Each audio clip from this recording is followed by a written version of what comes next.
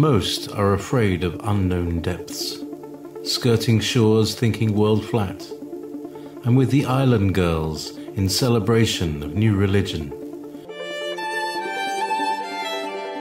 Nobody led me or said this way. I sailed alone on makeshift raft with wind as companion.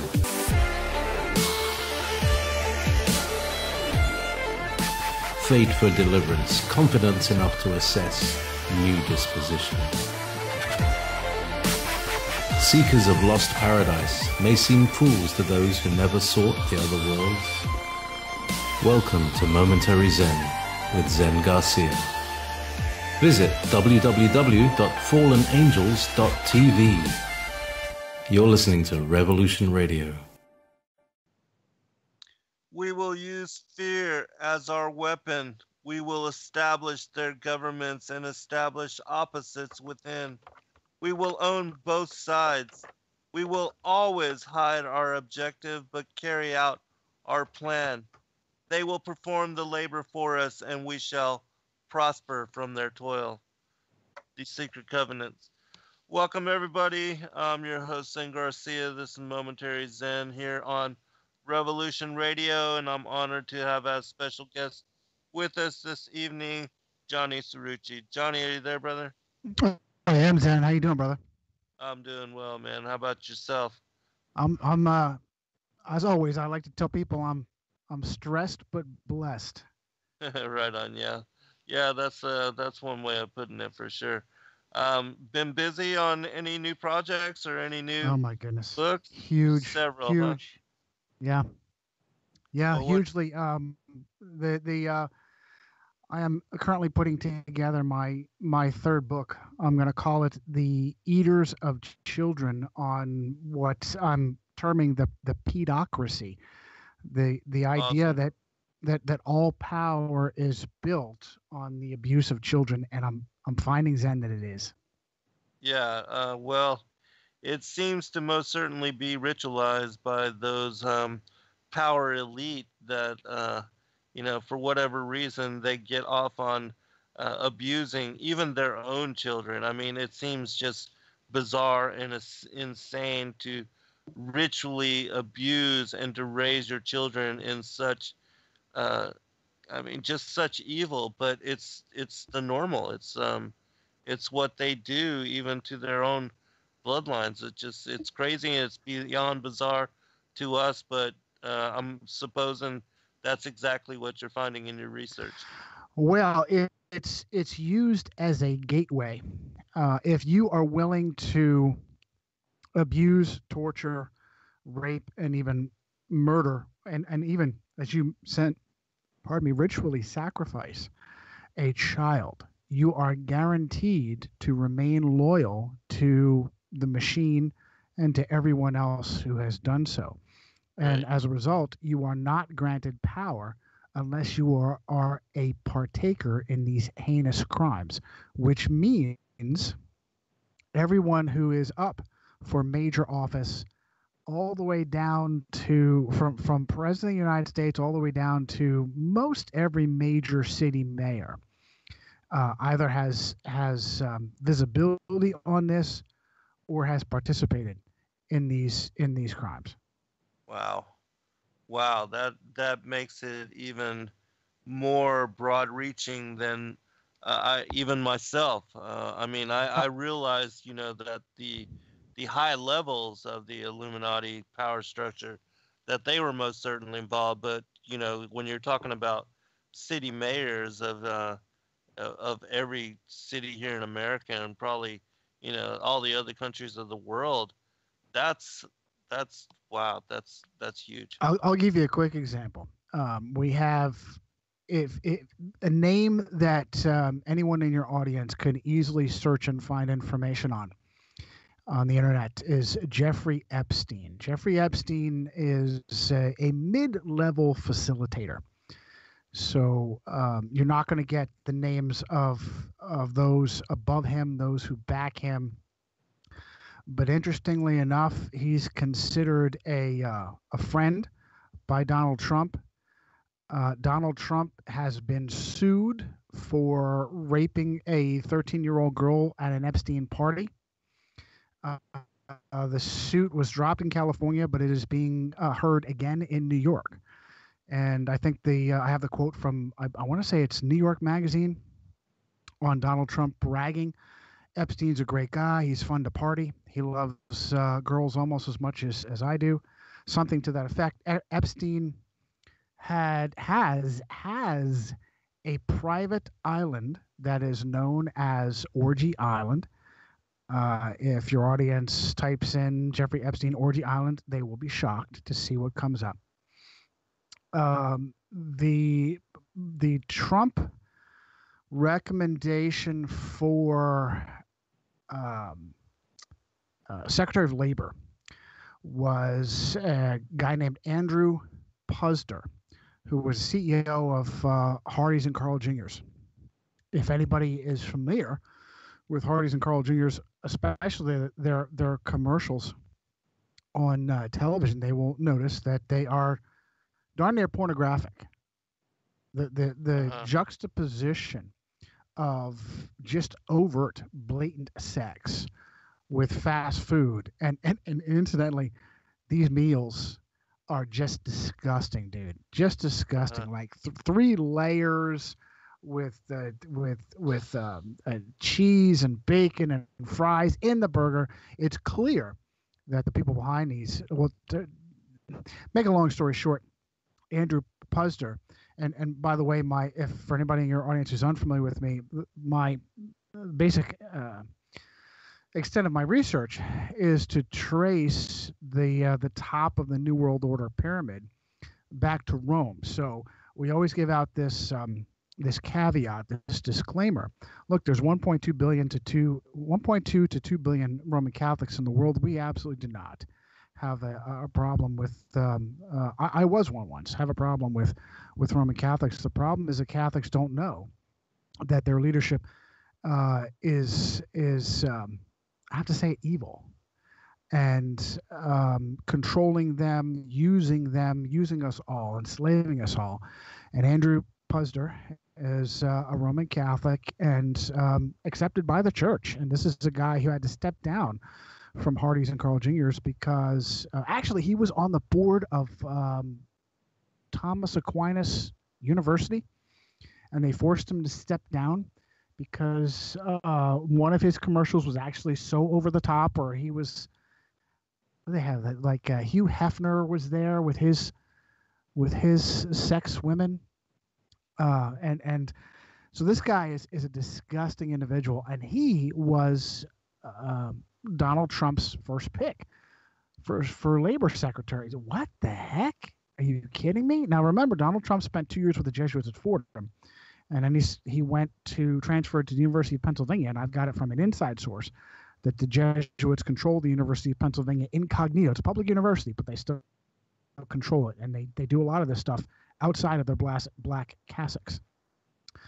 Just to prove how much that, as a quick side note, as a quick rabbit hole, just to prove how much they are influencing Donald Trump's life. His son, Eric, who continues to play a very, very key and important role in everything that the United States president does, spent all 4 years at Jesuit Georgetown. Georgetown is the epicenter of Jesuit control Washington, D.C. And you mentioned me getting into Roman control at the American Revolution.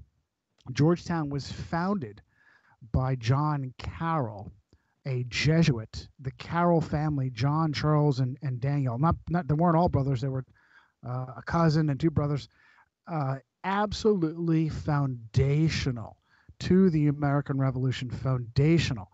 As a matter of fact, when Washington resigned his commission as commanding general, he handed his saber over to Charles Carroll.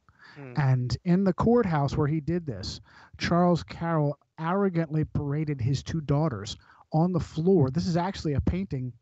I think it's in the White House depicting this, of his 2 daughters when Washington couldn't even have his own wife on the floor. She had to stay up in the balcony with everybody else's family. That's the level of power Charles Carroll had. Wow. And so when Puzder stepped down from consideration because of his checkered pornographic past, Donald Trump turned around and recommended Alexander Acosta, who was a federal prosecutor in Florida.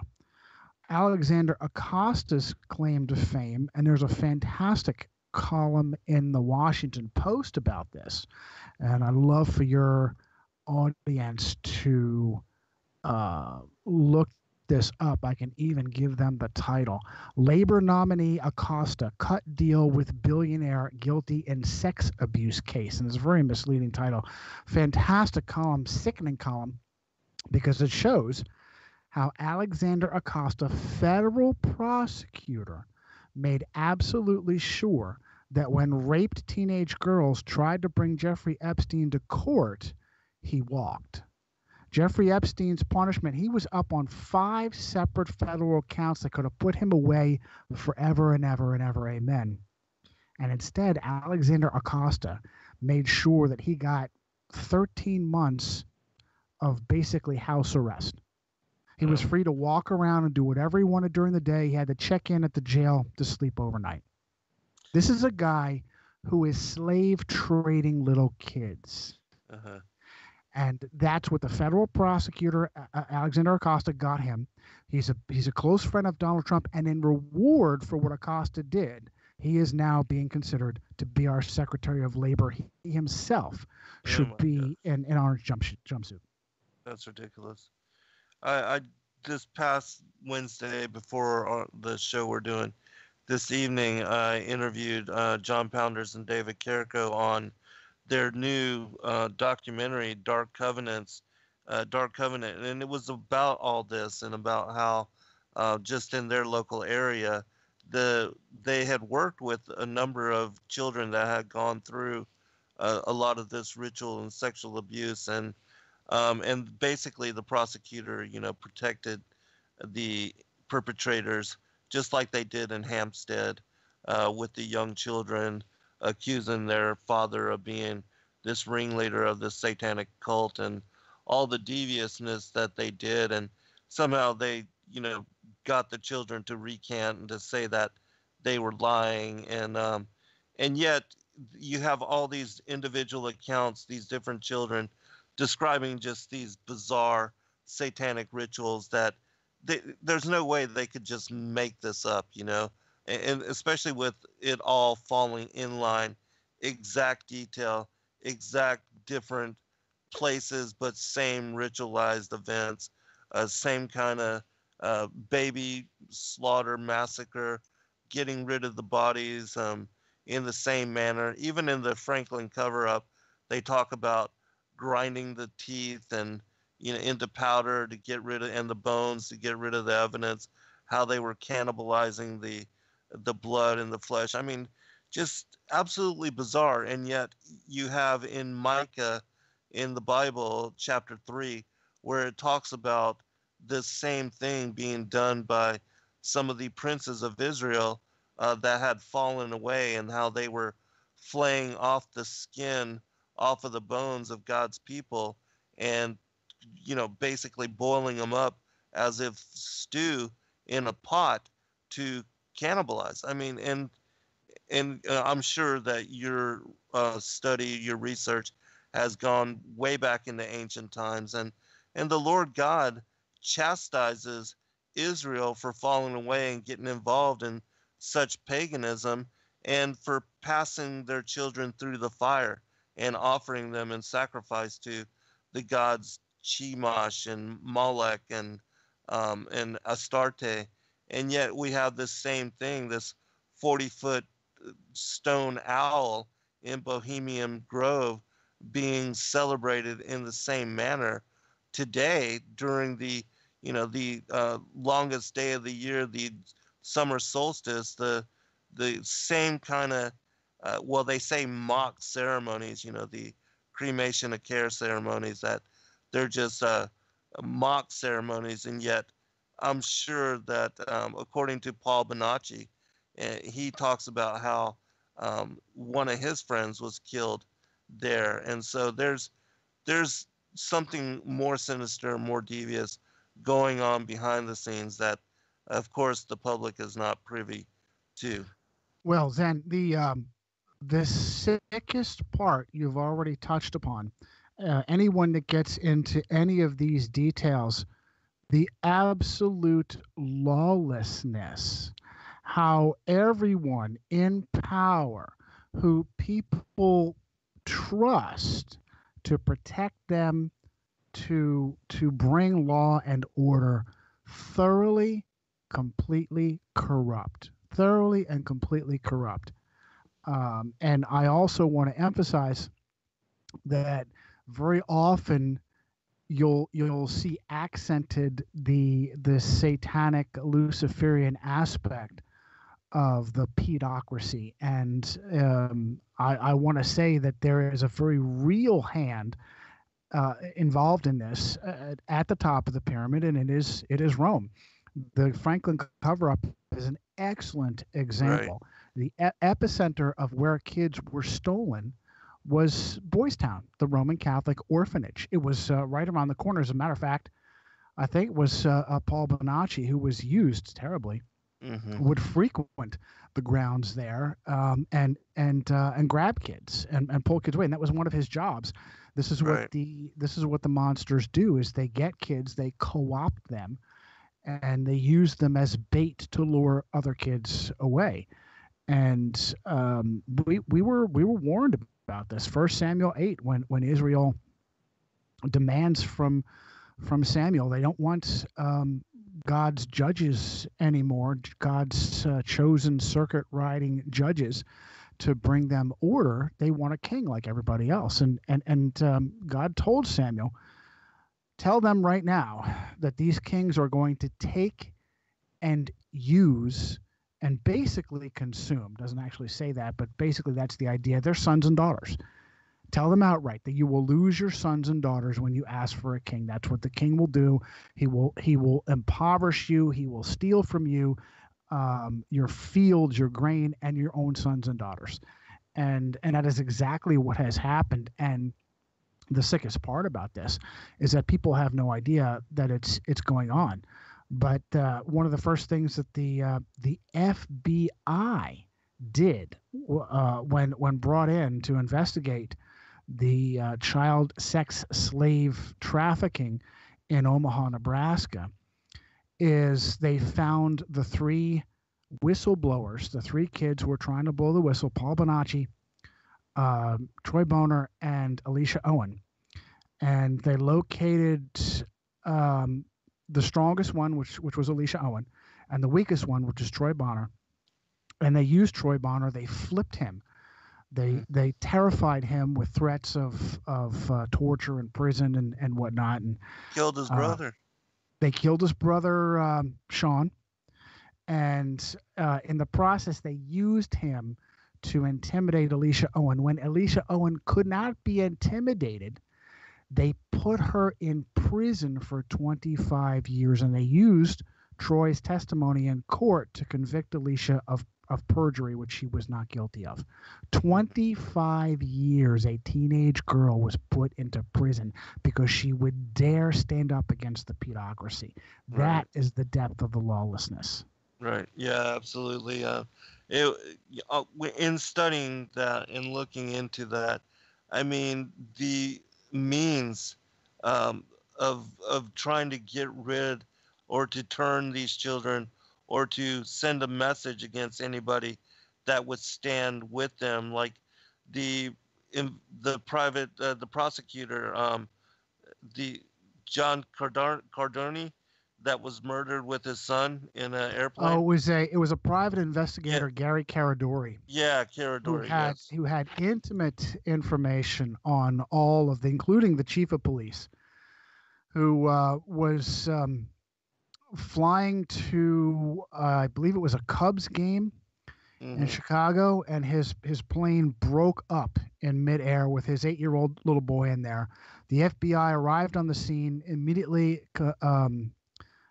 impounded all of his everything, all of his personal belongings, all of his records, and basically disappeared them. And there were some state senators I believe Schmidt was a name.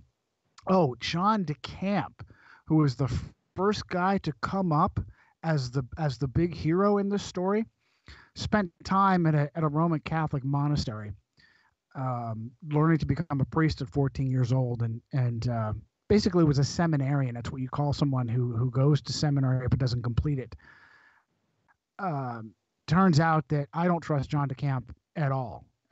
I think that he was there. He actually initiated a lawsuit on behalf of Paul Bonacci, both against the diocese of, what is it? I think it's Omaha is the name of that diocese, as well as Lawrence King. This is how sick they are, Zen. They had Lawrence King, who was the pedophile. Lawrence King was the Jeffrey Epstein of his day. Right. He was the facilitator. He flew around and gave children to the rich and shameless, the monsters. And they to mock you and me and the American people, they had Lawrence King sing the national anthem at the Republican National Convention twice. I think it was 80 and 84 for Reagan and Bush. So you had a pedophile, a monster, a child sex slave trafficker sang the American anthem at the Republican National Convention for the winning party.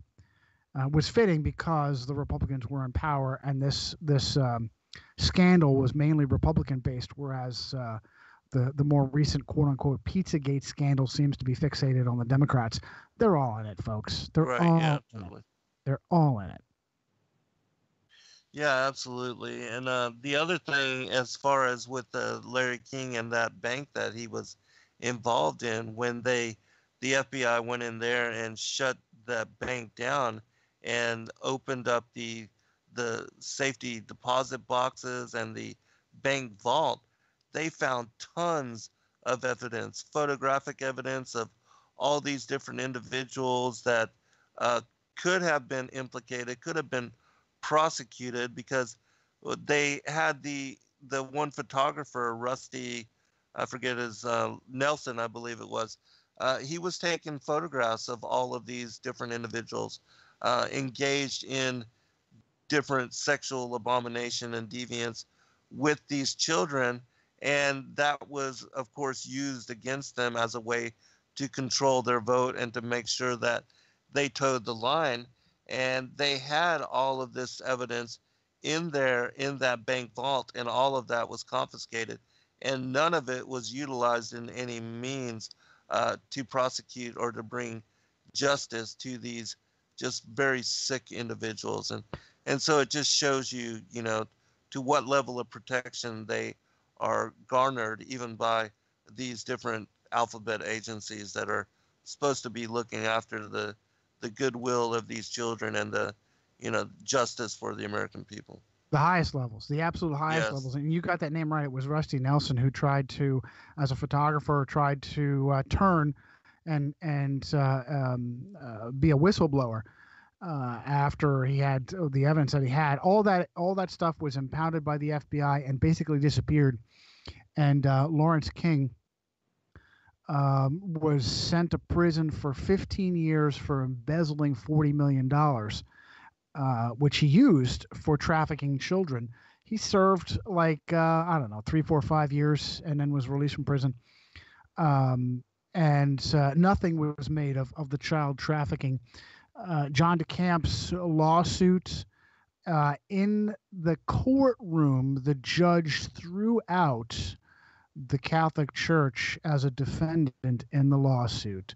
And so the lawsuit on behalf of Paul Bonacci was given to him in his favor for $1 million, and the one that was supposed to pay it was Larry King, and he never did. So basically, it continues to be a smokescreen, and the highest levels, the one of the victims of CIA child sex slave trafficking, Kathy O'Brien, says that she was taken frequently to nearby Offutt Air Force Base for conditioning, for torture, trauma-based mind control conditioning. So the military, the CIA, the FBI, they're all in it. Now, of course, it's very compartmentalized. These are massive organizations. Right. But the people conducting these crimes have government credentials. Often they wear uniforms. They are unbelievable traitors. Unbelievable traitors. And it's at the highest level. And that's why I do what I do, is because I'm a born-again Christian, and that's my bias, and I consider that as also my protection. Otherwise, we get depressed over this stuff, as I like to say euphemistically as a metaphor. We get the Gary Caradori treatment. I don't have a plane, but we could get depressed the way San Jose Mercury News reporter Gary Webb got depressed and shot himself twice in the face. Right. How they, well, it's possible that he could shoot himself and just wound himself and be upset that he didn't kill, so he shot himself a second time. Right. That happens all the time. Suicide, right. Shooting himself twice in the face. What happens more frequently is assassins do what is called a double tap, just to make sure that the murder is complete. Mm-hmm. Yeah, that's the way they train the military too. When they're snipers, and if they can, or when they're going in, the special forces to do the same thing, to shoot twice instead of just single rounds. Absolutely sure, yeah. Yeah, it's crazy. This is all just crazy. But if you would, can you go ahead and just give out your website, the names of your books, where people can go to support your work, your radio broadcast, your YouTube, all of that, and then we'll be at break and we'll pick it up on the other side. Be my pleasure. Thank you. Yeah, it's Johnny Cirrucci, JohnnyCirrucci, JohnnyCirrucci.com. The books are Illuminati Unmasked and Secret History. You can find them on Amazon. And the show is Resistance Rising on Blog Talk Radio. And hopefully, if you really dig hard, Google keeps me kind of buried. If you just look up Johnny Cirrucci, you'll find me. But the easiest thing is JohnnyCirrucci.com. Excellent. As far as your new book, any ideas on when it will be released, and about? I'm sure there's so much information. Really, you could probably do several series of books on this, but any idea on length as well? It's overwhelming. I started and I thought it would be a normal book size, 200, 300, 400 pages. It is absolutely overwhelming. I have pages just from my outline alone, Zen. I'm hoping to maybe knock this out in 6 weeks, but it is absolutely overwhelming because power everywhere, government, Hollywood, the churches, especially the Catholic Church, they all are built on the bodies of children, and I'm gonna nail them all with sources that people respect, and it's gonna wow them. One other question. Are you focusing, because this is broad reaching, so are you covering the whole world, or are you just focused on mainly the US, UK, the dominant players, or, because it's so, well, answer that when we get back. All right, we'll be right back, everyone. And may God defend the right. Warning, warning. We gotta stop them! They're gonna kill us all! See how the trouble you've started? Be they the government, be they industry, be they organized labor, be they anyone, or human beings. Time when the operation of the machine becomes so odious, makes you so sick at heart that you can't take part. You can't even passively take part. And you've got to put your bodies upon the gears and upon the wheels, upon the levers, upon all the apparatus, and you've got to make it stop. And you've got to indicate to the people who run it, to the people who own it, that unless you're free, the machine will be prevented from working at all. Revolution Radio at freedomslips.com, the #1 listener-supported talk radio station, throwing ourselves upon the gears of the machine. Revolution Radio, where information never sleeps. You called down the thunder, well now you got it. Right, you tell them I'm coming, and hell's coming with me, you hear? Hell's coming with me! Revolution Radio.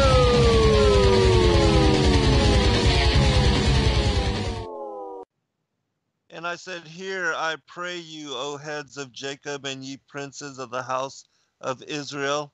Is it not for you to know judgment, who hate the good and love the evil, who pluck off their skin from off them, and their flesh from off their bones, who also eat the flesh of my people, and flay their skin from off them, and they break their bones and chop them in pieces, as for the pot, and as flesh within the cauldron. That's from Micah chapter 3, verse 1 through 3 in the Old Testament. And it just shows you how very long this cannibalism, this drinking of the blood, these abominable type behaviors, and of course the sacrifice of children has been ongoing by the elitists that rule over the people. Johnny, I want to give you a chance to finish what you were, speaking about before we went to break. Sure. As a matter of fact, some of those sickening, despicable descriptions are given by as testimony from people who say they were victims, and Right. and have seen, that they actually do those things to the little boys and little girls, is to just gut them and cut their skin off, and just really just unbelievable evil. It's bad enough to rape and abuse these kids, but for some of them to end up this way is it's purely satanic. But I don't want, very important to me as I do this book, and I'm gonna give you the breadth of just my outline of where it covers. Very important for me to not allow people to have their eyes glaze over and just say, "Oh, Satanists, Satan worshipers," because it's very nebulous.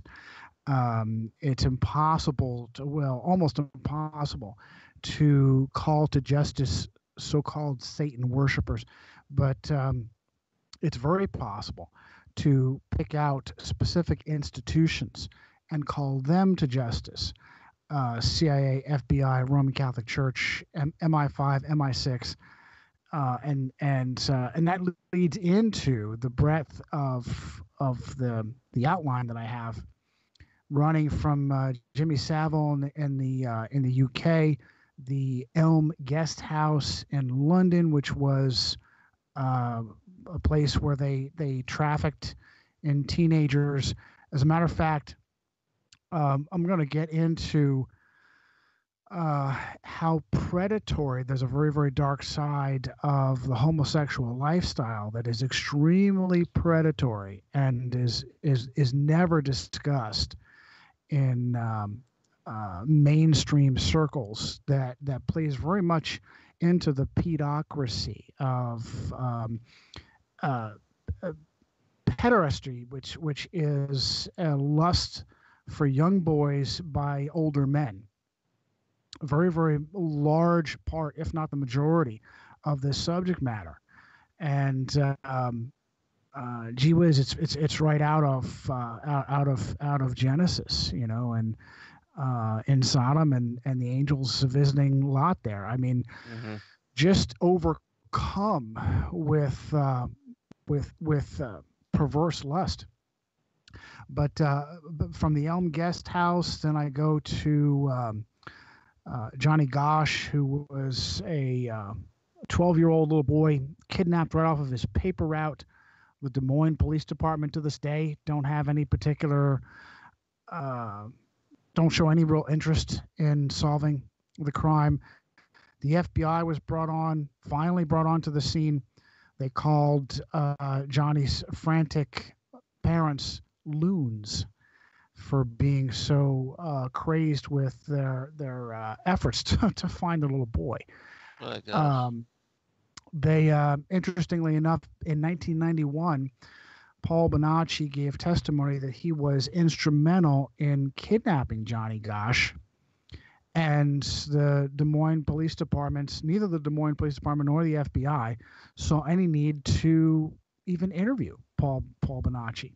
And instead, who was it? This was America's his Most mother, Wanted. right? America's Most Wanted. Right. His mother also did visit, Noreen Gosch visited Bonacci in prison. He had been imprisoned for inappropriately touching his cousin, which is completely understandable given that he had been traumatized himself, and so he didn't know which way was up, right from wrong. And so they jumped on the opportunity to throw him in prison because he also had been outspoken about trying to break free and be a whistleblower. And the fact that the Des Moines Police Department, they actually is, what documentary was I watching? I was watching a documentary where they actually had testimony from a lieutenant, Cam Coppus, who said that they called Bonacci's siblings, and Bonacci's siblings said that he had never been in Iowa, or wasn't in Iowa at the time. At this time, the crime is 10 years old. And he said that was reason enough not to go visit Bonacci in prison, which is only a 2-hour drive away. So instead, America's Most Wanted visited Bonacci, and he took them to a child trafficking safe house. And they showed this on the episode in I think it was 1992, America's Most Wanted. They showed it on the episode. Every detail of this creepy house in the middle of nowhere. I mean, like tunnels, underground basement where they had kept the kids. And this wasn't the FBI. This wasn't any police department. It was America's Most Wanted. And they had like initials of kids carving their names in this basement where they had been chained up.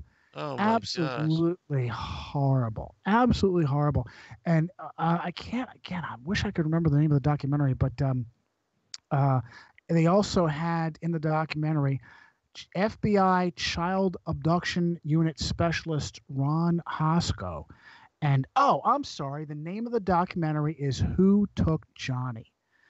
And it's absolutely gut-wrenching.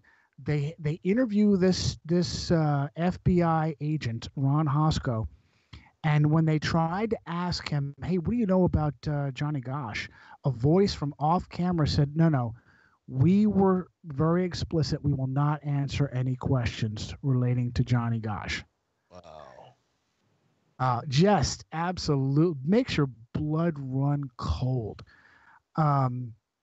So, and I haven't even gotten that's like 3 pages in my outline, just the outline. And I haven't gotten halfway through it. Later on, Noreen Gosch said she was visited by someone who claimed to be her son. She said she recognized him in his eyes. And this was in 1997. She didn't tell anybody until Paul Bonacci's trial in 99. And she said that this young man, who I believe is my son, said he's trying to break free, but they control us. They use mind control. They force us to participate in criminal activities so that if we should ever break free, we're afraid to go to the police. And then later on, they sent Noreen Gosch pictures of little boys all tied up and trussed up. One of them was a huge find. This is on the Johnny Gosch Foundation website, and a laundry bag in the background of this picture. Now, if anybody in the audience wants to look into this stuff, you have to be careful. You have to put on the full armor of God. Yeah, this is the most evil stuff. I mean, if you're not careful, this will keep you awake. It will it won't destroy you, but it will devastate you. It will devastate your mind here. If you have a kind, loving heart, it will devastate you. It will absolutely devastate you. So have on the full armor of God and have the right motivations to get into this. But if you are there, we need warriors. And so there's a picture, and in the background is a laundry bag with the name Camp Caribou on it. Well, Camp Caribou turns out to be a Catholic day camp. So there's another tie-in to Rome. And later on in 2005, there was a scandal related to a White House journalist who at the time was his name was Jeff Gannon. Yes. Well, there's a big scandal over the fact that Jeff Gannon had full White House credentials when Congress turned him down because he didn't pass the background check. Nobody knew who he really was. And turns out he had connections to a male prostitution ring in Roman Catholic Joe Biden's state of Delaware. And his an alternate name for him was I believe it was Dale Guckert, Guckert. Jeff Gannon. Jeff Gannon. Yes, his alternate name Gannon. Was Dale Guckert. You're right. And Crazy. they found pictures of him, homosexual pornography, and homosexual prostitution. This guy has full credentials and was not a real journalist. So there have been people who believe that Jeff Gannon is actually Johnny Gosch grown up. And this is a very frequent thing that occurs as a result of their trauma. These victims just never come out. They live lives of continued perversion, many times becoming homosexual themselves because they've been horribly abused. Little boys horribly abused by men, and it destroys them inside. I also cover the so-called satanic panic in the 80s. Hey, real quick, Johnny, before you leave the wasn't he also found to have spent many nights at the White House, like had been an overnight guest, and that he was also running a male prostitute website where, basically he was hiring out his services? All of that is accurate, yes. All of that is correct. That's Jeff Gannon. Jeff Gannon, a.k.a. Dale Guckert. It was a homosexual escort service based in Delaware. Right, yeah, that's right.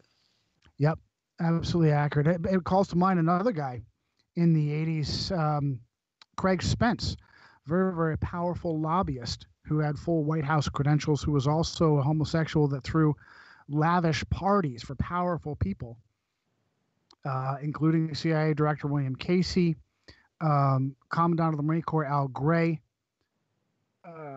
and Craig Spence is said to have photographed many of these powerful people in compromising situations with men with men, men with boys. Craig Spence supposedly committed suicide in a Boston hotel, a very lavish, expensive Boston hotel. Same situation, had full credentials to give people on tours all times of the day and night at the White House. And this is the perversion that American politics is based on. You don't come close. So anybody that wants to say that Donald Trump, he's our man, he's an outsider, he's a white knight coming in, you have no idea. You have no idea. They're all perverts, rapists, thoroughly controlled. They wouldn't come close to this level of power unless they were thoroughly controlled. So further on in the outline, the Satanic Panic in West Point in the 80s, also in the Presidio. Interestingly enough, and I mentioned this Illuminati on Mask, I'm going to hit it again in The Eaters of Children. The federal prosecutor in New York, who made absolutely sure. Now, these daycare abuses in the Presidio and West Point, they were of military kids. So the children of soldiers are being abused, subjected to satanic rituals, and no justice has been brought. The guy who personally, the federal prosecutor who personally saw that the abuses specifically in West Point in 1984 were not revisited, was a lawyer by the name of Rudy Giuliani. Oh my gosh! Wow, that is so crazy. the cross-dressing Roman Catholic mayor of New York City during 9/11. Oh, and by the way, if you think I'm joking about the cross-dress, look up Rudy Giuliani, Donald Trump cross-dressing. Right. Yeah, there's videos of them on YouTube. And he's actually, Donald's groping him while he's dressed like that.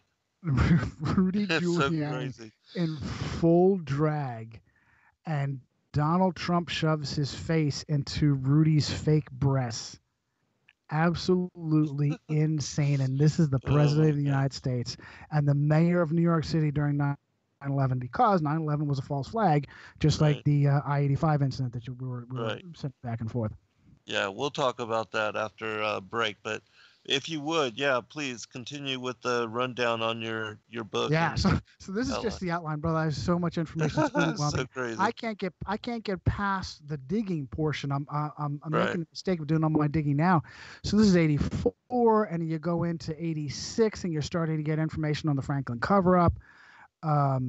Seems that John DeCamp is kind of like a gatekeeper for the Catholic Church who goes in and gives you most good information, but carefully keeps out some of the information that really is damning. Oh, and you know, I mentioned very often they like to take these pedophiles and lift them up. For instance, George Tenet was the director of the CIA during 9/11.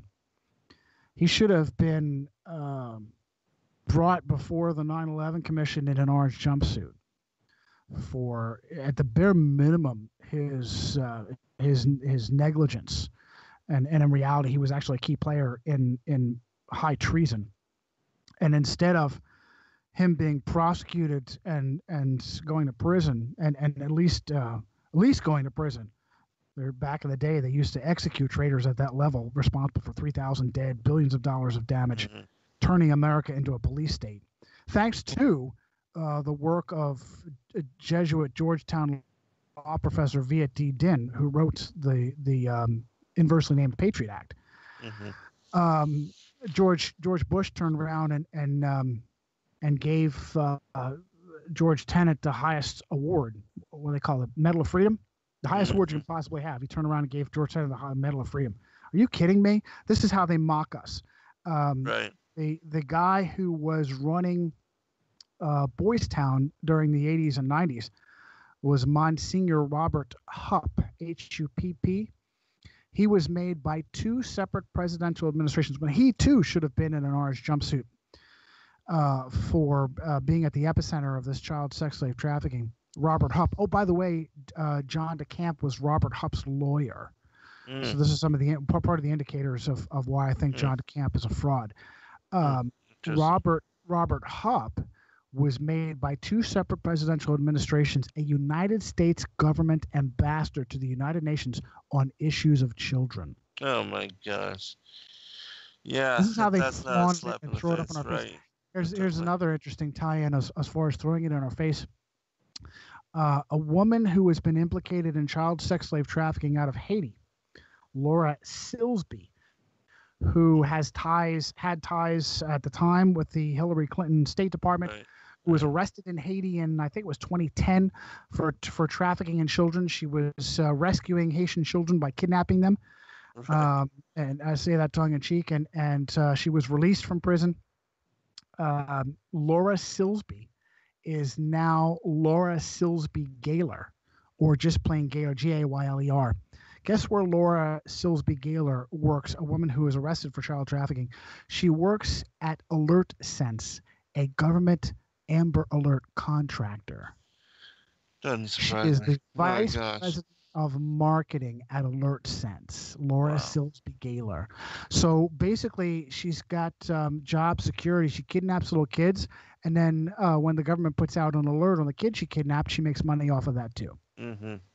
It just shows you how these organizations, they're run from the top down, and how they infiltrate by basically putting into place those that are with them and are allied with them to subjugate the rest of the people that work for these organizations, and they control by just instituting those overseers over the rest of the organization. So it's yeah. that's their modus Donald operandi. Trump and Alexander Acosta. That's a great example right there. Yeah, You've totally. got the Catholic Church is at the forefront of rewarding pedophiles or pedophile protectors. If you haven't seen the 2015 movie Spotlight with Michael Keaton, Liev Schreiber, Rachel McAdams, fantastic movie, shocking movie. The only part of it that is full-on lies and propaganda is the idea that the Boston Globe led the way on investigating the Catholic Church in Boston, and that they got anywhere with the investigation. Basically, all they did was reopen a closed case on monster pedophile priest John J. Gagan, who was already in, if I'm not mistaken, was already in prison at the time. So it was very safe to cover this. But the information, the movie is almost a documentary. It's just what it doesn't tell you. And the movie will tell you in the very end, the guy who protected these. Good, you got it right? Yeah, we'll be right back. Spotlight. All right, we'll be right back, everyone.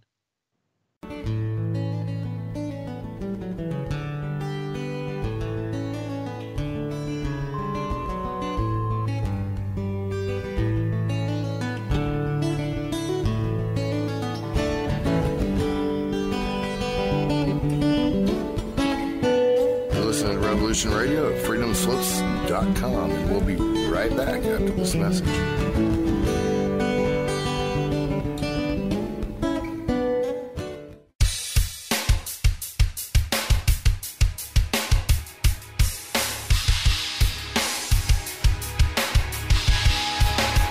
Enter into a world unseen on Raven Star's Witching Hour. You will encounter eclectic topics from the realm of spirit brought into our matrix of truth. With your host, the Solaris Blue Raven. Solaris will bring you an array of unique guests covering topics from ghostly spirits to amazing anomalies, covert technology, UFOs, and shadowy global events. And that's right here at Revolution Radio, freedomslips.com, Saturdays, midnight till 2 a.m. Eastern Time. Revolution Radio, where information never sleeps. Let the magic rise.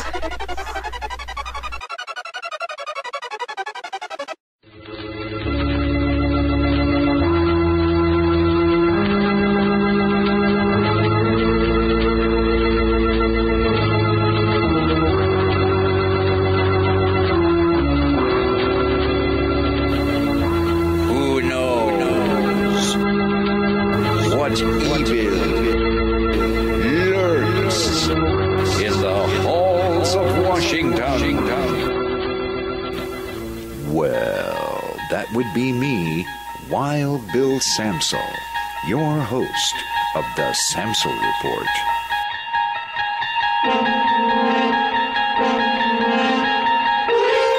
Join me for Wild Bill's Headline Roundup every Saturday night, right here on Revolution Radio.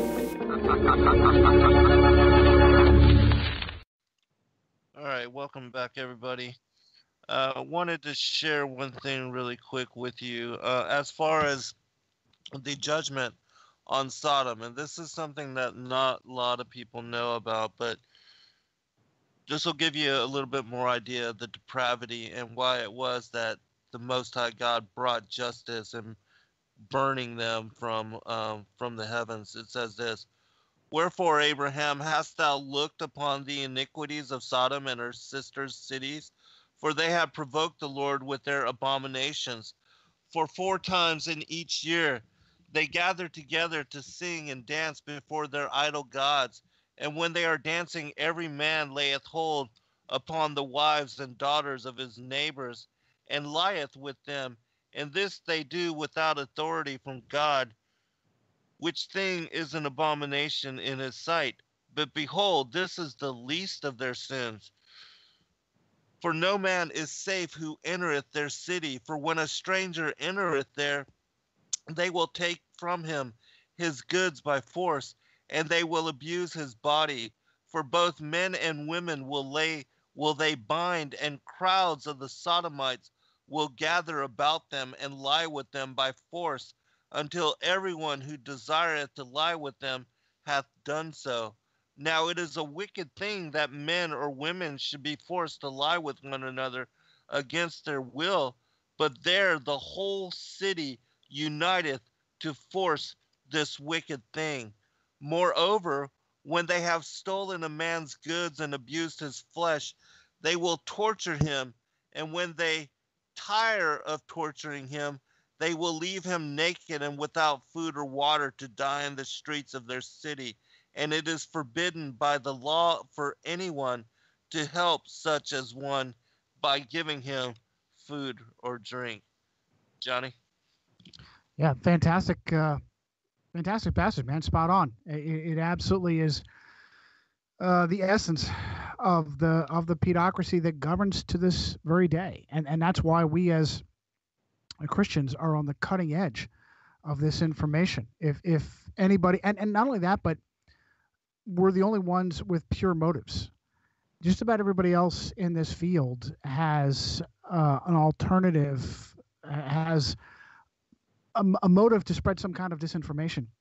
The purest bits of information that you're going to get are going to come from sincere Christians. And I'm not saying that you should check your brain for anybody. You have to verify, test absolutely everyone and everything that they say. But this is the best place you're going to get as far as the purity of information and as far as an agenda. And so we closed out before the break with Spotlight and the movie in 2015 movie in regards to the child's really child rape and abuse. It wasn't so much trafficking, but priest rape and abuse of children. And here's the really sick part, and this is Boston is not, remains not the only city where this happened. It just happened to be the focus of this movie and its investigation by the Boston Globe. It happens everywhere, particularly amongst Catholic priests.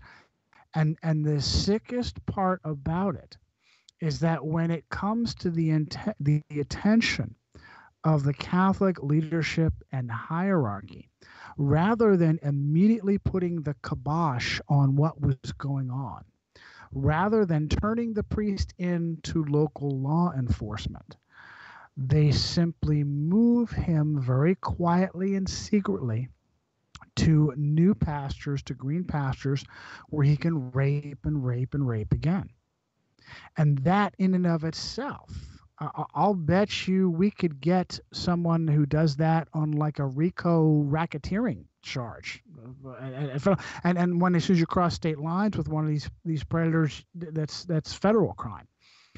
None of it has ever occurred. In fact, it says at the end of the movie, clearly, the guy who was most responsible for these unbelievable crimes in the Boston Archdiocese was Cardinal Bernard Law, who repeatedly took these monsters and quietly moved them around. As soon as families began to complain, they took one of these pedophile priests and quietly put them in a new pasture where they had the parishioners had no idea that a monster had arrived, and they continued to rape and rape and rape again.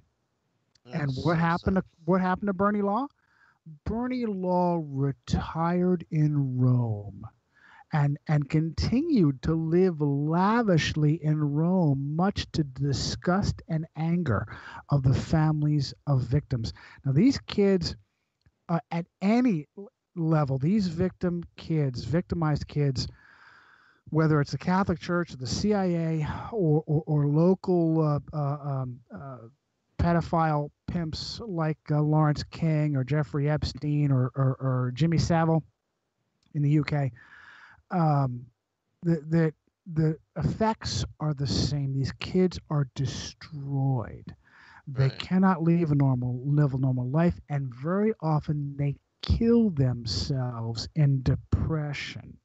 And yet you have somebody like Bernard Law, who retires, never is brought in chains before a court of law, and instead is allowed to retire in Rome, where he is often given awards and some great examples of just the unbelievable evil of the Catholic hierarchy. They will take these guys and actually put them on special commissions for family and children. One example is Roger Mahoney, who is in Los Angeles. Roger Mahoney did the same thing that Bernie Law did, was to carefully enable and protect pedophile priests. And as a reward for his despicable crimes, Pope Francis made him a special guest at the World Meeting of Families in Philadelphia. Right. Very appropriate. Very appropriate. Yeah. George Pell. This is another area that we're going to cover in the book, Australia.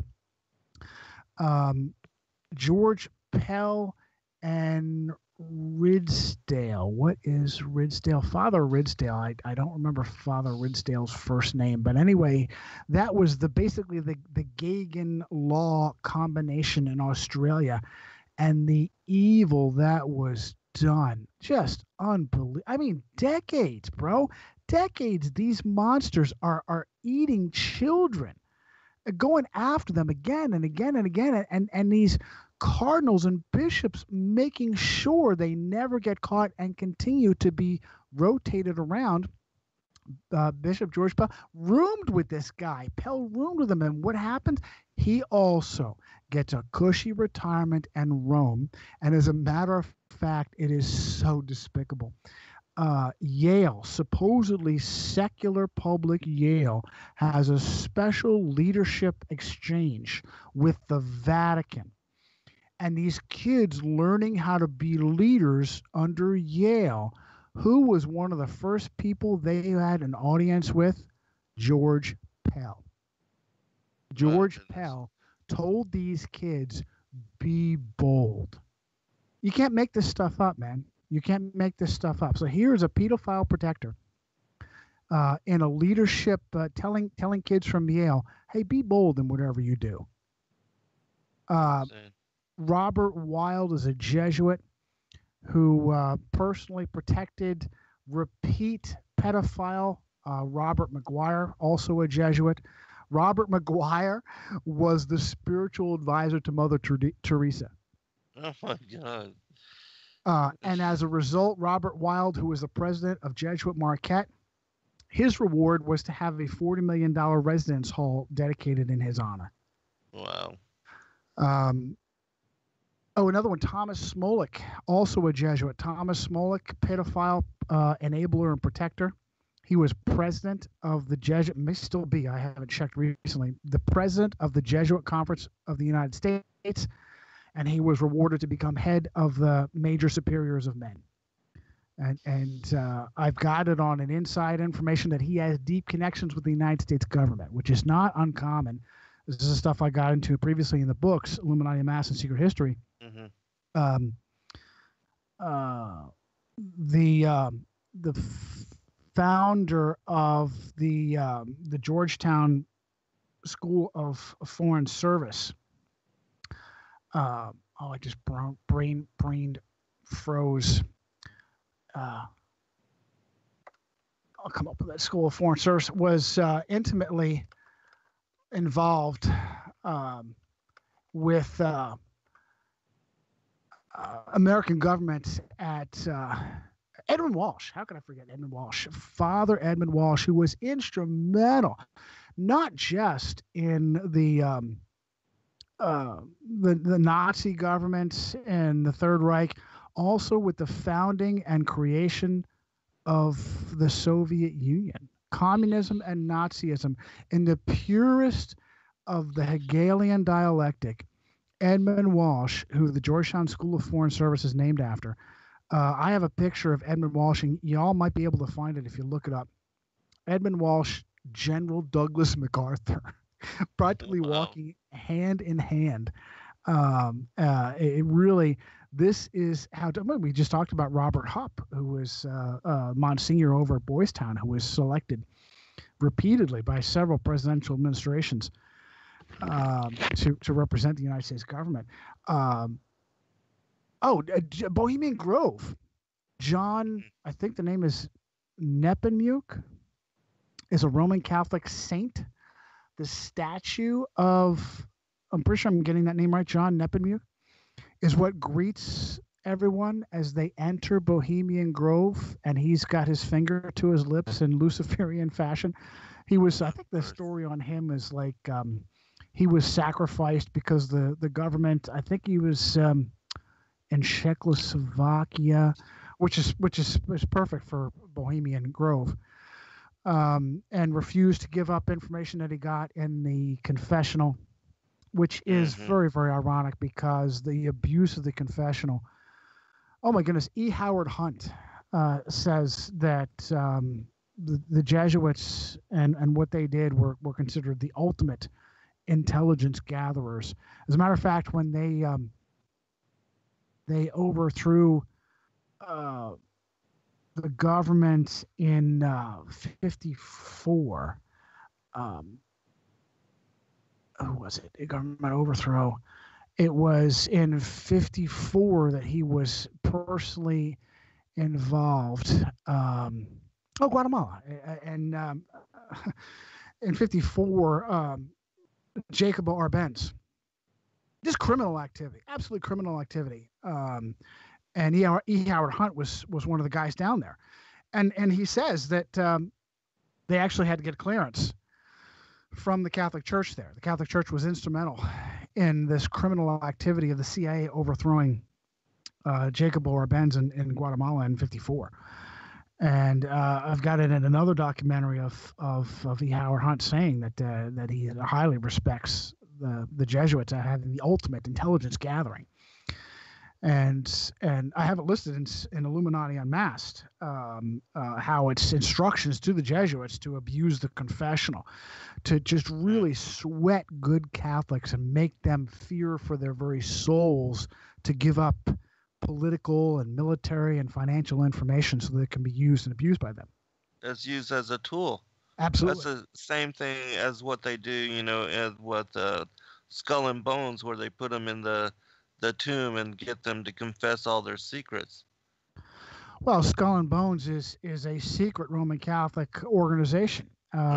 Couple of members that people don't know: William F. Buckley, Yale Skull and Bones, devout Roman Catholic, CIA guy; John Forbes Carey, Roman Catholic, Yale Skull and Bones. Really, these crossovers are everywhere. Particularly the Freemasons.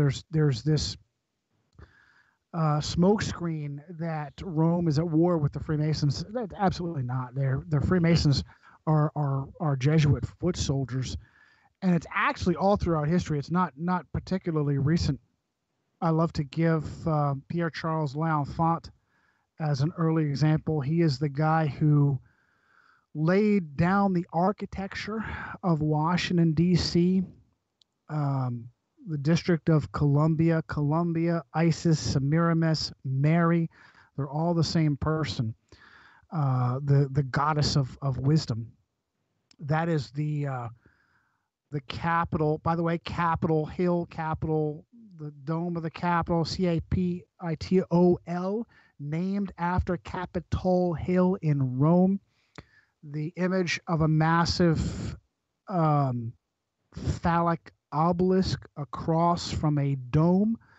It's meant to call to mind the body parts, the privates of Osiris and Isis, the womb of Osiris, the private parts of Osiris. The same thing with Nimrod and Semiramis further back in time.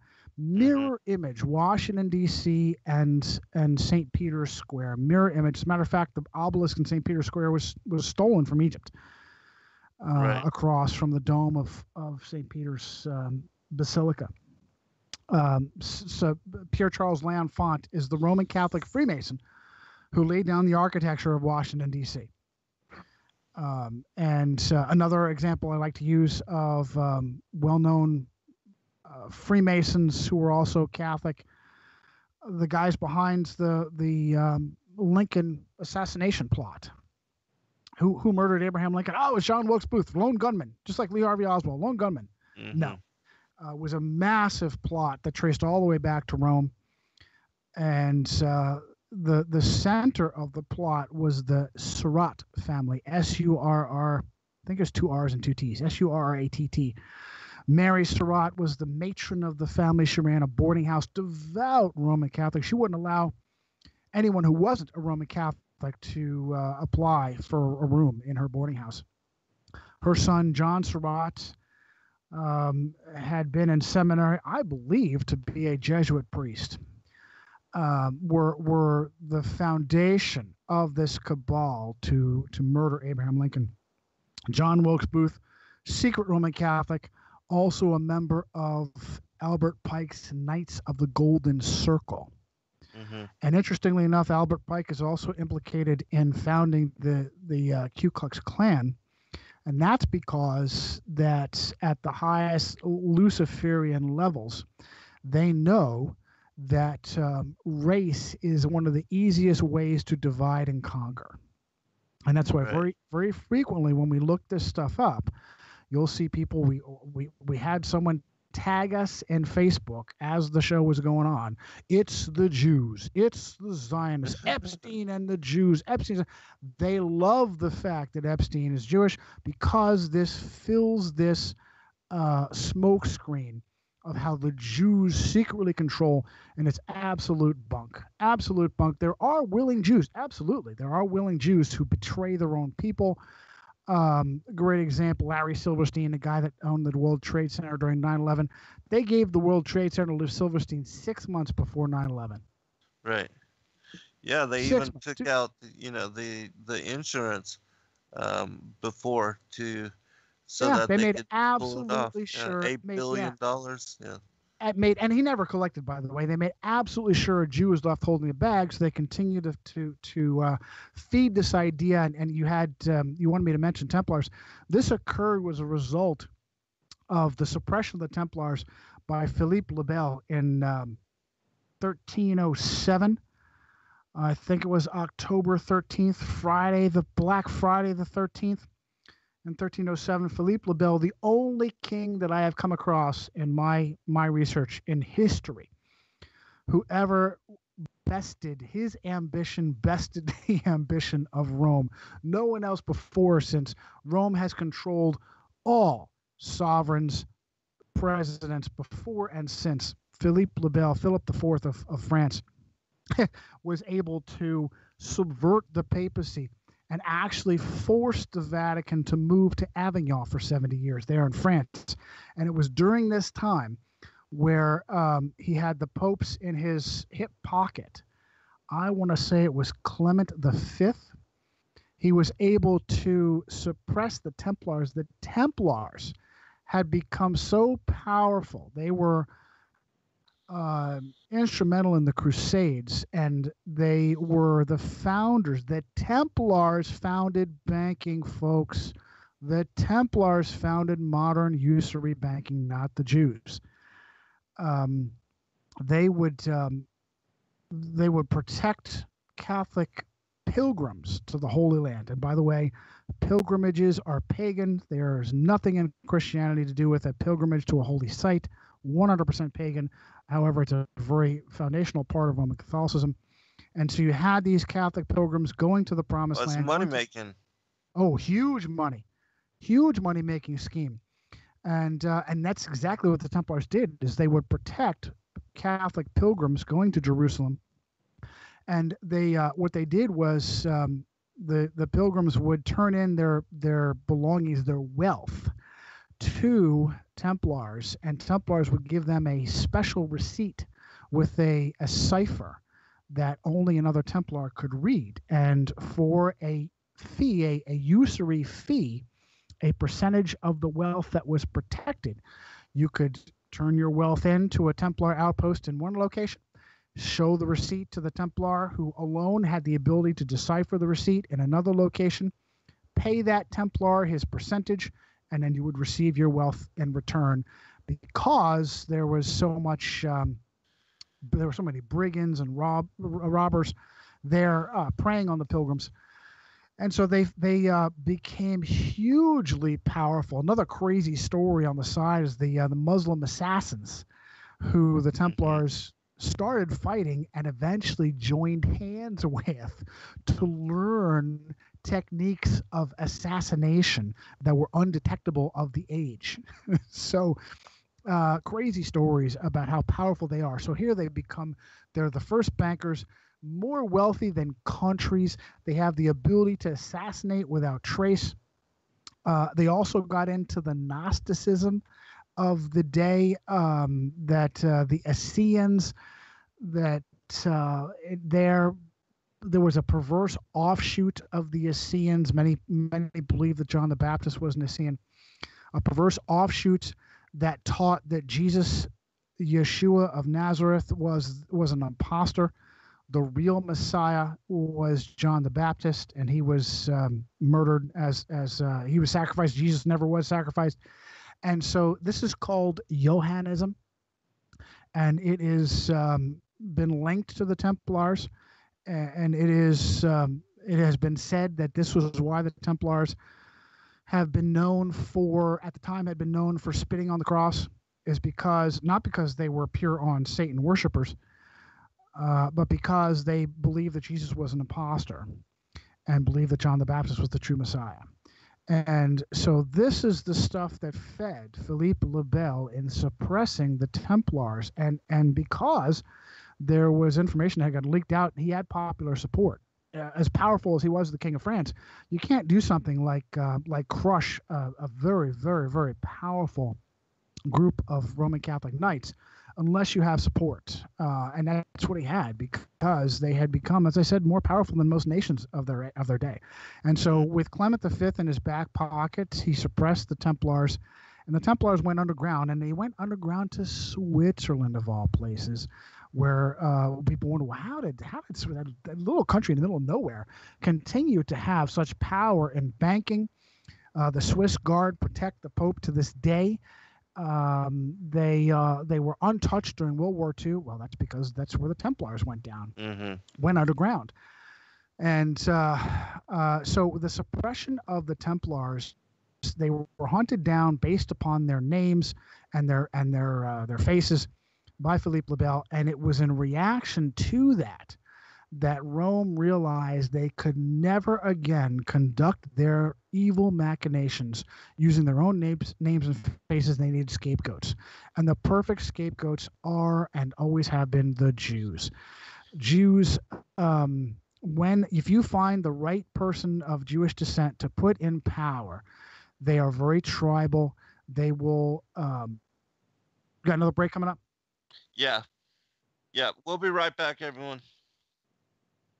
All right, welcome back, everybody, for final segment.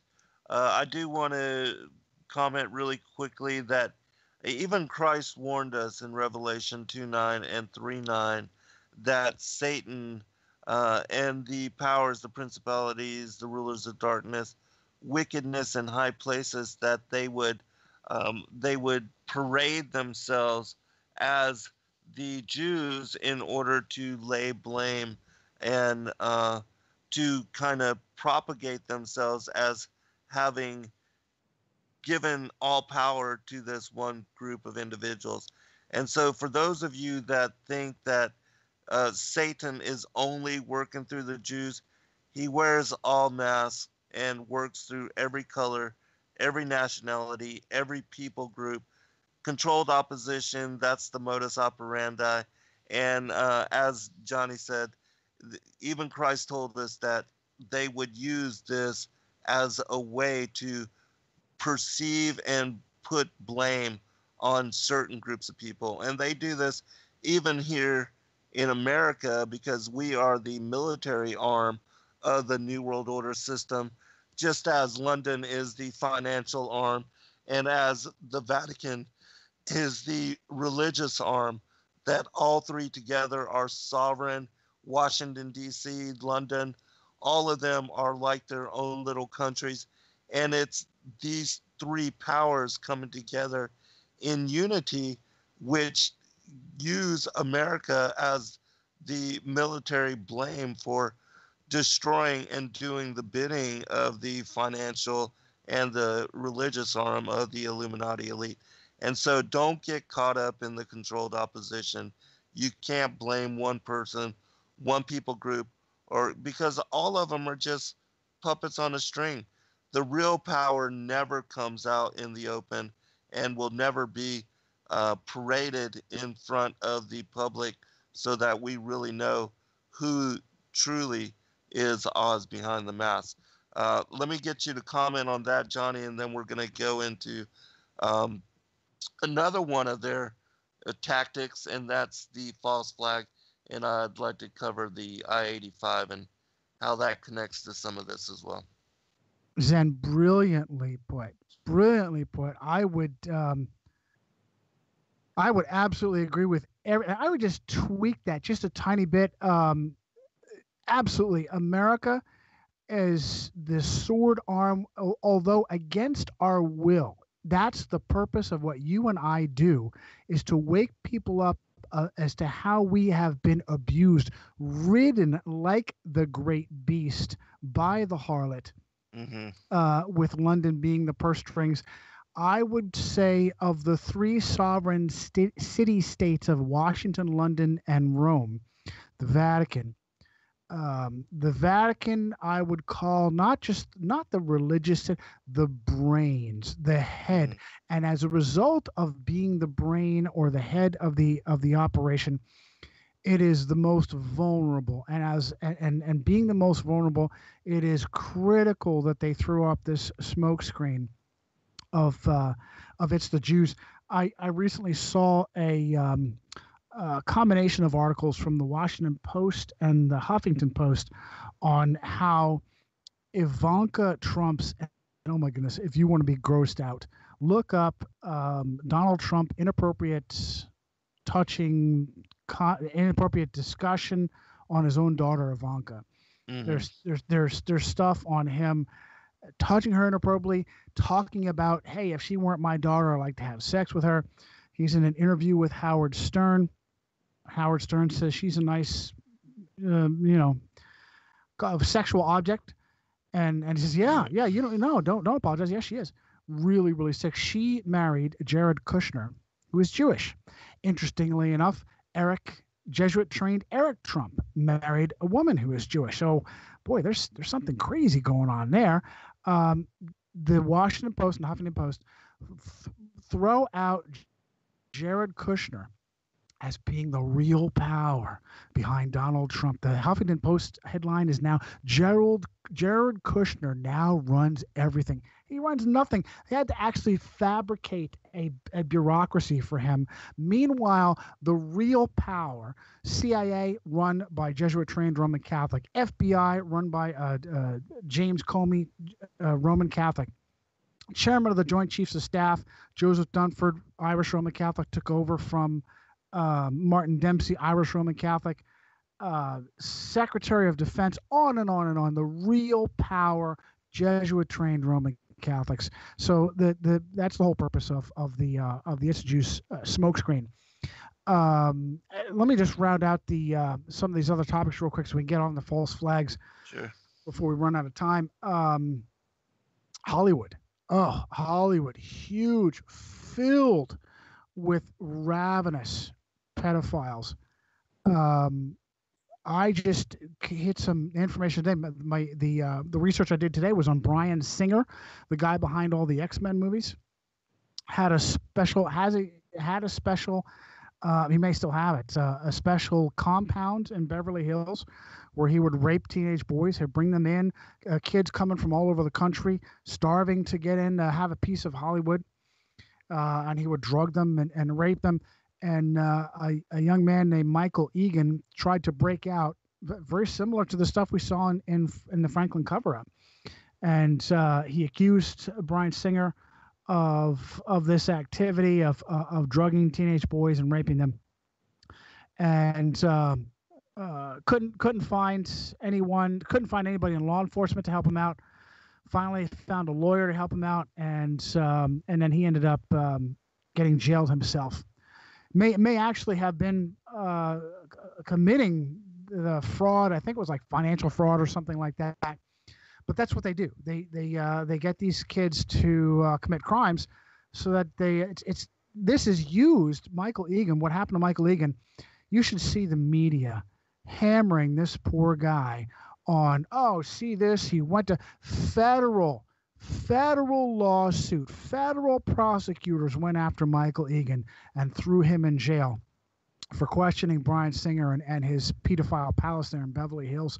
Meanwhile, there are multiple other victims that have been ignored that have attempted to come out and talk about Brian Singer. The two Corys, Corey Feldman, Corey Haim. Corey Haim is the kid that supposedly overdosed. And his close friend, Corey Feldman, came right out, look, the kid was raped and abused. And I was too. I was abused. And if he really did overdose and wasn't murdered, which Corey doubts, it was as a result of coping with the sexual abuse. Hollywood is just run by pedophiles because it's power, it's money, and it's where they control our reality. Zen, it's when they want us to immerse ourselves in a false alternate reality. It comes from Hollywood. Everything we know about dinosaurs and evolution and space and aliens, where does that come from? Does it come from science? It comes from Hollywood. Right. Absolutely critical that they control that. And as with everything else, it's built on the bodies of children. Mm-hmm. Yeah, and it's also, they get all of these guys that are going to be these Hollywood lead stars. They dress them up in dresses and they get them to play these transgender roles. And I mean, it's the whole Alice Bailey, the 10-point plan to subjugate America and the world to normalizing abomination. I'm It's sure crazy. you covered all that. Great point. You bet. And they promote these people. We mentioned earlier about Rudy Giuliani, who, while he was mayor, no fewer than 4 times appeared in public in a dress. I mean, full on cross dressing. There's a great clip from Dave Chappelle, who, by the way, is a fleshly guy, so there's cursing. I don't recommend him or his material, but there's a clip where he talks about this push to, and he adds a racial flavor to it that's just because that's his blinders are for his own racial background, but he's absolutely accurate in that there's seemed to be an agenda to make every powerful black actor have at one point where they cross-dressed. And it's this bit that he does where he absolutely said, I absolutely refuse. You think it's funny, but I don't think it's funny. Right. And as a result, I'm not comfortable with doing this. And he was blacklisted as a result. He only recently came back into prominence. I think he's got a new thing on Netflix or whatever. But it's powerful stuff. You know what else is great on YouTube is you can find this. Is he mentions the kid, it was University of Miami, I think it was. We might remember this, the "Don't Tase Me, Bro" kid, where John Kerry was talking. I want to say it was University of Miami. Well, most people, if you've heard of him at all you know is "Don't Tase Me," and the security, the cops come in and tase him anyway. Well, Dave Chappelle has this bit where he says, you guys know what he was talking about? He asked John Kerry if he was a member of Skull and Bones. And that's when the cops came in and tased him. So, the cross-dressing thing is very, very important. It's part of the degrees. It's how you prove your loyalty to the Luciferian machine. And at the top of that machine is Rome. The brains are Rome. And above Rome, we as Christians know, is Lucifer. Well, not much we can do about Lucifer, but there's a heck of a lot we can do about Bernie Law and George Pell and these lawless criminals who just enable monsters. Donald Trump accused of rape. Donald Trump bringing a federal prosecutor. Federal prosecutors, Rudy Giuliani, Alexander Acosta. These are the names and places and dates and data that we can address criminal wrongdoing. And that's why it's so important to me not to get hung up on Luciferians.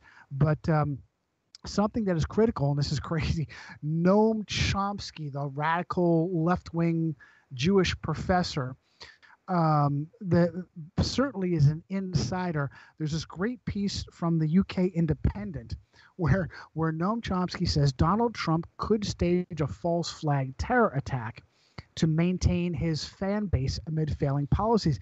And he is spot on. He's absolutely spot on, because Donald Trump is a fraud. Donald Trump is 100% a fraud. Everything that good, patriotic-minded, right-leaning Christians or Americans thought they were voting for Donald Trump for, he will betray them. Particularly the illegal immigration, decades of illegal immigration, tens upon millions of illegal immigrants south of the border. And Donald Trump doesn't mention any of it. He's all about the Muslim threat, the ISIS threat. Meanwhile, tens of millions of illegal immigrants pour across the southern border. He's not touching that because the vast majority of those illegal immigrants are coming from Roman Catholic countries where they themselves are Roman Catholic, and they're brought up with this culture of hard left socialism, communism from these Roman Catholic Central and South American countries. And it is an agenda of divide and conquer. It is an agenda to change the face of America. And generations of traitors in Washington have enabled it, have allowed it. Ronald Reagan signed a bill legalizing massive numbers of illegal aliens for this Roman Catholic agenda. Donald Trump is in no way going to stem the tide of millions of illegal bill defense. One of the most stupidest, ridiculous things I've ever heard of. Absolutely nonsensical. That's not how you're going to close the border. You close the border with technology and resources and personnel. And he's not remotely going to do it. Another great example of how Donald Trump is a fraud is they have the Republicans, I call them the Reptilicans, own the House, the Senate, and the White House, and they still are unable to take back the unbelievable aberration that is the Affordable Healthcare Act, also known as Obamacare. Are you kidding me? Reptilicans, the Republicans, own everything, House, Senate, and White House, and they still can't get it done. Well, I don't know. Ask Roman Catholic altar boy Paul Ryan, who took over from Jesuit-trained Roman Catholic John Boehner, who took over from Jesuit-trained Roman Catholic Nancy Pelosi. I don't know. Ask them why it's not being when you have all the. So it's 100% fraud. Everything the American people thought, he's going to drain the swamp. He's filling the swamp with insiders, Goldman Sachs, Jesuit-trained Roman Catholics. Steve Bannon hits it on all counts. Steve Bannon, Jesuit-trained Roman Catholic who visited the Vatican in 2014, took over Breitbart from Andrew Breitbart when he had his quote-unquote heart attack after tweeting out Pizzagate back in 2011, and John Podesta, who, by the way, trained to be a Jesuit priest. Stephen K. Bannon took over Breitbart.com, like I said, went to the Vatican. Also worked for Goldman Sachs. He's got it on all counts, but we don't know anything about Stephen Bannon. We know about Jared Kushner. He's the Jew who has the power, right? Stephen K. Bannon was personally involved, actually ran Donald Trump's campaign, and is now a personal advisor to Donald Trump. Reince Priebus, secret closet Roman Catholic, also very powerful in the Trump administration, but it's Jared Kushner, Ivanka's husband. We had to fabricate a bureaucracy for him to run. But I was looking into this I-85 stuff, and it's just ridiculous. They got this poor, come on, man. They got this poor guy who, what do they call him, a hobo, who lit a chair on fire and blew up a bridge. Right. Really? Yeah. Do you believe that he lit a chair on it, just the chair on fire, happened to catch some flammable construction material, and that blew the bridge? With the link you sent was great, of someone who appears to be a structural engineer familiar with bridges, and said that there's no evidence here. It looks like this bridge was built with the intent for this section to collapse, because there should be jagged edges, there should be rebar sticking out, and instead the edges are clean, and there's no reinforcing lip that should be there. So looks like the bridge was built from the get-go. Probably the same thing with the World Trade Center, right? Built from the get-go to collapse. And if you think for a minute that 9/11 wasn't an inside job, then how did two civilian airliners make engineering history by making three skyscrapers pancake into their own footprint? World Trade Center 1, World Trade Center 2, and World Trade Center 7. I just got scared at 1 and 2 falling, and World Trade Center 7 fell, also pancake into its own footprint. So false flags, this is the big cutoff for people in our community, Zen, is when you're willing to talk about false flags. Alex Jones won't talk false flags. He rarely does. When he does, he'll back up the official story, and then blame. In mass shootings, he'll say, well, the mass shooting actually occurred, but it was actually the suicide drugs the guy was on, when in reality it was a completely fabricated false flag from beginning to end. So right. Oldest trick of the book, brother, all the way back to the fires of Rome. The first thing that one of the earliest examples of Christian persecution were the fires of Rome. And Nero, the monster Nero, was being accused, and apparently he was sweating these accusations, which makes me think that he was complicit in the fires that were allowed to rage for 6 to 7 days, that just devastated Rome. And in order to deflect blame, he trumped up evidence that the Christians were behind it. And as a result, is basically known as one of the earliest examples of a false flag, where you commit a heinous crime against your own people and then blame an enemy of political convenience. Right. And Hitler and the right guys.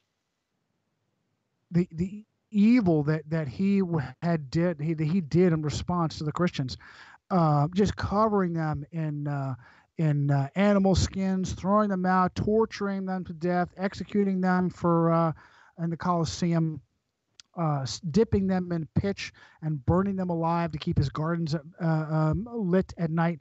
Absolute monster. And this is all as a result of the first false flag. So you name it, Boston Marathon bombing, Waco, absolutely unnecessary Waco was. The list is just endless. Sandy Hook, oh my goodness. Just the number of things that occurred to make people question. That is a very, very important cutoff for truth-seeking audiences. If you are capable of believing that your government is that evil and that your media is that co-opted, and you need to be, because I think we've been talking about it all night. Right. Yeah, and it's difficult for people to go there, but I had mentioned Hitler and the Reichstag fires. It's the same thing. With Nero, and blaming and then persecuting people, a political dissident or the opposition or a spiritual opposition or political opposition. It's been done over and over and over again. And for those people that that still haven't come around to question their government and question the media, that still believe their doctors. And, it's also just recently come out that many of these doctors, and especially these cancer specialists, they are diagnosing their patients with cancer that don't even have cancer. And instead of getting second or third opinion like they should, they just go ahead and sign up for the chemo and the radiation therapy. And then, that basically destroys their immunity, and that really destroys their lives. And So, just as God said, my people are killed for lack of knowledge. We got 2 minutes, or actually about a minute. So if you would give out your website contact information again, Johnny, and it was a pleasure to share You time bet, brother. with you, brother. JohnnyCirrucci.com, Illuminati Unmasked, Secret History, Resistance Rising on Blog Talk Radio. And I'll close out real quick. Look, we're Christian, mainly a Christian audience. We have Jesus Christ. Don't be overwhelmed. Don't be depressed.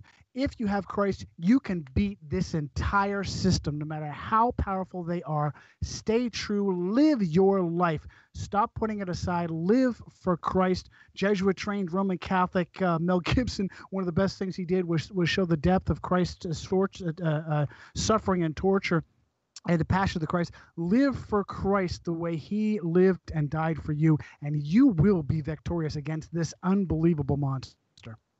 Amen, brother. Hey, we appreciate you, and it's a blessing. We'll definitely do it again sometime in the future. When did you say your book would be out? I'm shooting for about 6 weeks from now, brother, and I'll keep you in touch with that because I love you, love your work, and we'll try to get back on at the time. All right. Yeah, let us know. We'll bring you on after that. God bless all. Good night.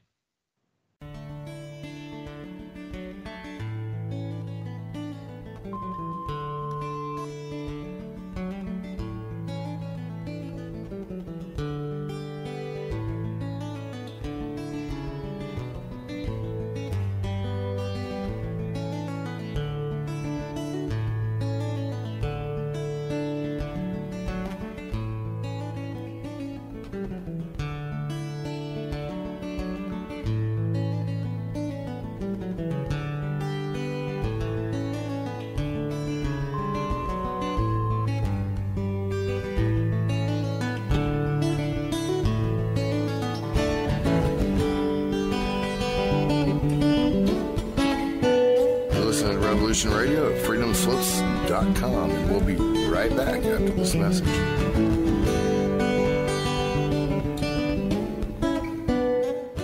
Who are we? Where do we come from? Are you curious about the origins of the human race? Join me, Gavin McCall, and a variety of guests on Ancient Humans, where we decipher world events, explore scientific theories, personal stories, myths, mysteries, and lore about the history of the human race.